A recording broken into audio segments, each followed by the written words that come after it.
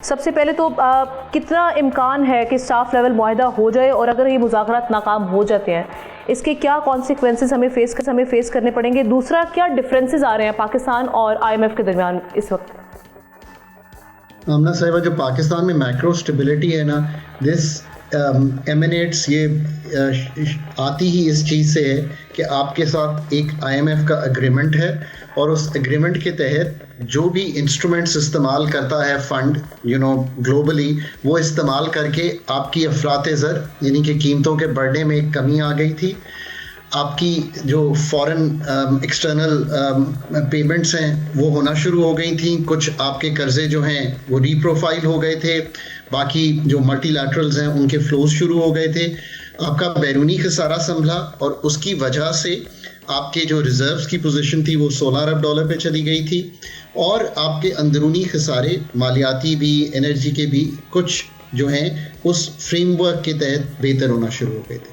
یہ ہے پاکستان کی نٹ شل کی کارکردگی پچھلے 1-1.5 سال میں. جو آئی ایم ایف کی انگیجمنٹ رہی، 9 ماہ کا ایک پروگرام تھا، اور اس کے بعد ایک لمبا پروگرام پاکستان نے دیا.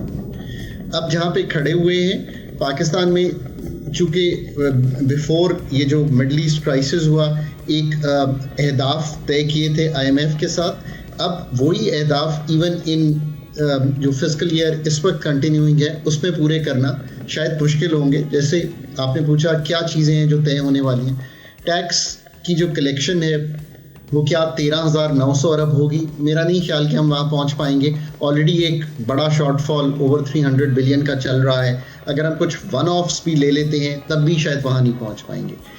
سو کورسپونڈنگلی جو پرائمری سرپلس ہے، جس کا مطلب جو ٹوٹل ایکسپینڈیچر ہے اس میں سے نکال دیں جو ڈیٹ پیمنٹ ہے، تو کیا ہمارے پاس انکم مائنس ایکسپینڈیچر سرپلس ہوگا؟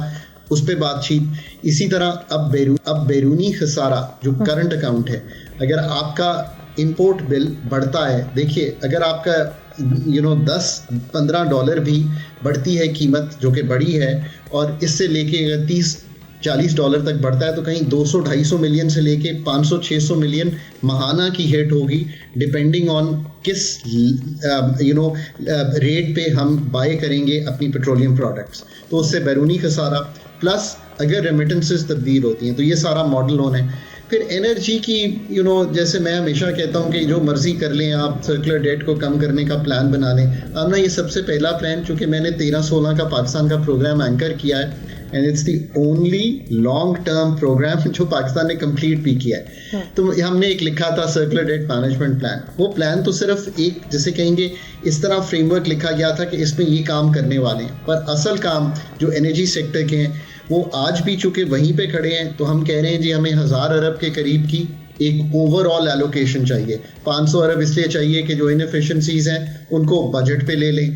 تو ان چیزوں پہ بات چیت، اور پھر جو ٹی ڈی ایس جو ہمارا جیسے ٹیرف ڈفرینشیل سبسڈی کی ایک ہم کریٹ کرتے ہیں وہ لے لیں. ان چیزوں پھر ایک امپورٹنٹ ایسپیکٹ میں یقین سے سمجھتا ہوں کہ پاکستان کا جو ایکسچینج ریٹ ہے اس کو اگر میں ریئل افیکٹو ایکسچینج ریٹ کوئی ریئر کی نگاہ سے دیکھوں تو اوور ویلیوڈ ہے، یعنی کہ اس میں ایڈجسٹمنٹ کی ضرورت ہے. اور بھی چیزوں کو یعنی کہ ایک ریئر ہی نہیں انڈیکیٹ کرتا، فائنینشیل فلوز دیکھنے پڑتے ہیں، ریزرو پوزیشن، اور پھر ایکسپورٹ. پہلے اگر آپ 8 ماہ کا ڈیٹا دیکھیں جو پی بی ایس نے دیا، تو جو گڈس کی ایکسپورٹ ہیں کو فائنینشیل ایئر جولائی سے فروری تک کی، اس میں ایک 7% کی گراوٹ ہے. ایف ڈی آئی میں گراوٹ ہے. سو اسٹرکچرلی بات اس پہ ہوگی. پھر پرائیویٹائزیشن آف ڈسکوز obviously جو ابھی گیون سچویشن ہے، پلس جو تیاری بھی ہوگی ان پہ بات چیت ہونی ہے. پھر اس پورے کا مڈل ایسٹ جو کانفلکٹ ہے اس کا کیا اثر آئے گا. اب یہ چیزیں ہیں جو بہت ہی پریپریشن مانگتی ہیں. میں نے ہمیشہ کہا ہے کہ کنٹریز جو آئی ایم ایف کے ساتھ اگریمنٹ میں جاتی ہیں ان کو اپنی تئیں یہ کرنا چاہیے کہ they bring professional set ups to handle the fund, because fund ایک کوانٹیٹیو ماڈلنگ کرتا ہے. اور کنٹریز اگر اس طرح کی چیزیں دیں کہ ہم یہ کر لائیں گے، ہم ادھر سے ٹیکس ون آف لے لیں گے، یہ اسٹک اپ ہے، وہ چیزیں سب ٹھیک ہیں، بٹ اصل میں اور پھر اصل بات جو آپ نے کرنی ہے کہ کیا آپ نے اپنے ٹیکس پہ جیسے ٹریڈرز کو پھر کیسے لانا ہے. اب اس پہ کوئی فکس ٹیکسیشن میں جانا ہے، ان کی ویلتھ کو ٹیکس کرنا ہے، انکمز کیسے ٹیکس کرنی ہے، کیا بیسس بنانی ہے، کیونکہ اس میں تو کامیاب نہیں ہوئے ہم، یہ تو سب کو معلوم ہے. پھر ایگریکلچر 20-21% ہے. لاسٹ ایئر آمنا لیجسلیٹ تو IMF کے کہنے پہ پروونسز نے کیا. یار یہ کیسا ہم ملک چلاتے ہیں کہ 78 سال میں ہم ایگریکلچر انکم ٹیکس کا لیجسلیشن خود نہیں کرنا چاہتے. I mean I can't understand these things, right? I can't reconcile with them. Pensions کا ریفارم, سبسڈیز کا ریفارم, یہ ابھی بھی کھڑی ہیں. NFC سے پہلے انکم سپورٹ کو نیچے دینا بیکاز وہ ہمارا سبجیکٹ نہیں ہے. NFC اٹ سیلف کرنا, پھر ایک نیشنل فسکل پیکٹ ہے اس پہ بات کرنا. یہ ہیں وہ سارے عناصر جن پہ آپ نے چیزیں طے کرنی ہیں to move with the fund. یہ ایک کمپریہنسو چیز ہے اور فنڈ کے ساتھ رہنا از پیراماؤنٹ امپورٹنس. آپ کی میکرو اسٹیبلٹی ڈسٹرب ہو جائے گی, آپ کی بیرونی خسارے, آپ کے ریزروز کی پوزیشن سب ہل جائے گی اگر یہ ریویو جو ہے. اور میں اس کو ذاتی طور پہ اب یہ سمجھتا ہوں کہ یہ ذرا وار سیٹل ہو جائے, یہ کانفلکٹ سیٹل ہو جائے, پرائسز سیٹل ہو جائیں. اس وقت تو پھر ہائیٹنڈ ہیں اور پھر اپریل میں شاید لگ سکتا ہے آپ کو, مئی تک آپ اپنے اہداف سیٹل کریں, آپ کی FPR میں کیا آ رہا ہے وہ سیٹل ہو, پروونسز کیا سیو کر رہی ہیں, اپنے ڈیولپمنٹ میں کیا کاٹنا ہے, پھر آپ طے کر پائیں گے کہ اگلے سال کا بجٹ کیسا ہوتا ہے. It will be a difficult budget. بالکل ٹھیک. احتشام صاحب آپ بھی اگری کریں گے یہ جو ساری اس کا انالیسز آپ کیسے کریں گے؟ دوسرا یہ کہ پاکستان کی اس وقت جو اسٹینڈنگ ہے IMF کو لے کے, اب تو ریجنل ٹینشن بھی آ گئی, اس میں ہماری اوبویسلی انفلیشن اور بیلنس آف پیمنٹ یہ بھی ایک بڑا چیلنج ہے. اس پہ کیسے, اس کو کس طرح سے دیکھا جائے گا؟ دیکھیں ہمارا ڈاکٹر عزیز جو ہے نا, انہوں نے جس دریا کو کوزے میں بند کر دیا ہے. ہمارے سب کے اسلام آباد والوں کے استاد ہیں, میرا خیال ہے بڑی محنت کر کے چیزیں لے کے آتے ہیں, لیکن ان کی باتوں کا جہاں پہ اثر ہونا چاہیے کیوں نہیں ہوتا ہے, یہ میرے لیے, آپ کے لیے, سب کے لیے پریشان کن ہوتا ہے. دیکھیں اب ایگریکلچر کی بات کی ہے ڈاکٹر صاحب نے. دیکھیں ایگریکلچر انکم ٹیکس کا تو لیجسلیشن ہو چکا ہے, لیکن 1 سال کے لیے پنجاب نے اور سندھ نے اس کو پینڈ کر دیا ہے کہ اس کو ہم لاگو نہیں کریں گے, اور اس پہ کہا جاتا ہے کہ بہت زیادہ ان کے ریزرویشن ہے IMF کی کہ ایسا کیوں نہیں کیا گیا. اب دیکھیں ہم نا $1.2 بلین ہمیں ملنا تھا اسٹاف لیول ایگریمنٹ, اگر یہ ہمارا ہو جاتا, جو نہیں ہوا. حکومت اب کہہ رہی جی مئی میں ہو جائیں گے. ٹھیک ہے, کوالٹیٹیو پرفارمنس کرائٹیریا وہ ایک جس کو کہتے ہیں حکومت کو انہوں نے دے دیا, جی آپ نے لارجلی اس کو میٹ کر لیا آپ نے, لیکن بہت سارے لوپ ہولز ہیں, بہت ساری چیزیں ہیں جس کا ڈاکٹر صاحب بھی ذکر کر رہے ہیں. لیکن اب سب سے بڑا مسئلہ تو یہ ہے کہ بجٹ کا خسارہ, اور اس میں سب سے زیادہ جو حصہ ہے وہ آپ کا FBR کا ہے. دیکھیں FBR آمنا کتنی افسوس کی بات ہے کہ 2 دفعہ ڈاؤن ریویژن کرنے کے بعد بھی آپ دیکھ لیں 13.98 ٹریلین کا بھی ہم جو ہے وہ ہدف پورا کرنے میں ہم تیار ہی نہیں ہیں. 400 سے 500 ارب روپے کی شارٹ فال نظر آ رہی ہے. اس پہ IMF کمپرومائز کرتا ہے, سنتا ہے نہیں سنتا, دیکھنے والی بات ہے. میرے لیے بڑی حیرت کی بات ہے آمنا کہ FBR کو تحفہ دیا گیا 1000 گاڑیوں کا, 4 ماہ کا ان کو تنخواہ کا بونس دیا گیا. انہوں نے کون سی کارکردگی دکھائی ہے تو آپ نے ان کو جناب اس طرح نوازا ہے؟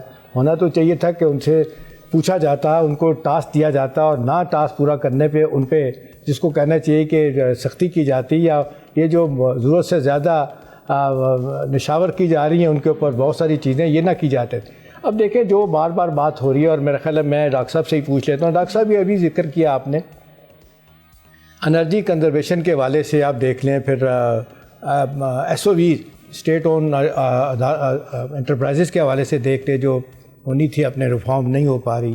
اب اس کے ساتھ ساتھ آپ دیکھ لیں اسٹیٹ سیکٹر کو جتنی تیزی کے ساتھ پرائیویٹائز ہونا ہے وہ نہیں ہو رہا. رو پیٹ کے جس طرح سے آپ نے دیکھا PIA ہوا, اس کے بعد معاملہ رک گیا, کب ہوگا, کتنا عرصہ چلے گا یہ. اور دوسرا ڈاکٹر صاحب ایک جو بار بار ساری دنیا بات کر رہی ہے کہ جی مس گورننس ہے, آپ کا فائنینشیل ڈسپلن نہیں ہے, کرپشن ہے, اور آپ نے دیکھے اتنی باتیں کی جاتی ہیں. یہاں پہ آپ کے خیال میں کیا صرف بیوروکریسی ہے یا کنائمنس ہے ہمارے لیجسلیٹر کی بھی اور بیوروکریسی کی, یہ جو لوپ ہول ہیں یہ ختم نہ ہو پائیں؟ جی ڈاکٹر صاحب. تو آپ نے بہت امپورٹنٹ چیزیں احتشام صاحب سامنے رکھی ہیں. ایک تو میں کہوں گا کہ we need to talk a number of things. ایک تو IMF پہ یہ میری گزارش ہے کہ یہ تو میں نے وہ چیزیں رکھی ہیں جو IMF کے پروگرام میں ابھی ڈسکس ہو رہی ہیں احتشام صاحب. بڑی سیریس ڈسکشن ہونے کی ضرورت ہے بیانڈ دس, بیکاز اگر اسی پروگرام پہ چلتے رہیں گے تو جو سپر ٹیکس ہے, جو ڈسٹورشنری اور ٹیکسیشن ہے, 6 لاکھ روپے کی انکم ٹیکس ہو رہی ہے, پریزمپٹیو ٹیکسز ہیں, پرسنل انکم ٹیکس بہت ہائی ہے, ان سب پہ بات کرنی پڑے گی, ورنہ 8.5 لاکھ بندہ پاکستان بھی چھوڑ کے جا رہا ہے, اور جو نئی انویسٹمنٹ ہے اس کا ریٹ بھی گرا ہوا ہے بیکاز یہ پرابلمس ہیں. ایک تو یہ بات. دوسرا آپ نے کہا کہ یہ سب چیزیں کیوں نہیں ہوتی, کباتیں کہاں آتی ہیں, رکاوٹیں کہاں آتی ہیں. دیکھیے آپ انرجی کو لے لیں تاکہ بات کلیئر ہو جائے, اور اسی سے ہم آ جائیں گے ڈیمانڈ کنزرویشن پہ. انرجی پہ احتشام صاحب آئی ایم ویری کلیئر کہ آپ کے پاس ایک انرجی منسٹری ہونی چاہیے, professionally led, professionally headed, professionally manned. اس کے علاوہ کوئی چارہ ہی نہیں ہے. آپ آئی پی پی کی غلط پالیسی سے لے کے اب تک کی سولر پالیسی دیکھ لیں, آپ مجھے بتا دیں کہ آپ کہاں پہ ٹھیک پالیسی بنانے کے قابل ہیں. اگر آپ نہیں ہیں قابل تو پھر جا کے دیکھیں نا کہ گورننس کا ایشو ایمینیٹ کہاں سے ہو رہا ہے. اگر پاکستان ان ایریاز کو پروفیشنلائز نہیں کرے گا, fiscal management is a very technical subject, expenditure management میں نے بہت لکھا ہے. Let's do the next programme. آپ مجھ سے پوچھ لیں کہ پاکستان میں ایکسپینڈیچر مینجمنٹ میں کیا کرنا ہے, میں آپ کو ایک ایک چیز گنوا سکتا ہوں. اب you need to set up a team. So یہ چیزیں آپ بالکل درست کہہ رہے ہیں. ریگولیٹر پہ آپ جو کہہ رہے ہیں نا احتشام صاحب, you need a professional regulatory body. Pakistan میں ایک بھی ریگولیٹری ایکسپیرینس کا انسان نہیں ہے. میں آنیسٹلی کہتا ہوں, میں آسٹریلین ٹرینڈ ہوں. The best regulatory frameworks in the world are in Australia. ٹھیک ہے, ان کا ایک ہے, اس کو کہتے ہیں آسٹریلین انرجی ریگولیٹر. آپ پاکستان انرجی ریگولیٹر تو بنائیں, کوآرڈینیشن ٹھیک ہو.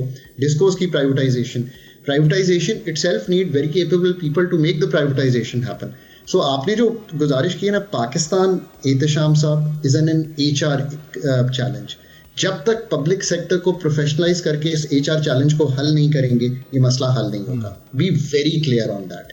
اب وہ کب کریں گے, اب پش کمز ٹو شو میں کریں گے کہ خود ریئلائز کر کے کریں گے. سبسکرائب کریں اور بیل دبائیں تاکہ کوئی خبر رہ نہ جائے.